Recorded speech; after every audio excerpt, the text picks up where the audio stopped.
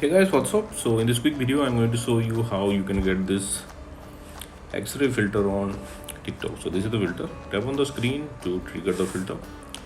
If you want to stop the flashing, just flip your camera, okay, and it will stop. And if it's not stopping, then you can tap on filter also. Select some filter to stop the effect. Okay, suppose you are not getting the effect from the effects gallery, then what you can do, go to discover and search for X-ray. On the top row you will see the effect icon. Just tap there and you will be directed to the effect page. Now from here you can add it to your favorites, and at the bottom of the page you will see the record button. You can tap there to use this effect.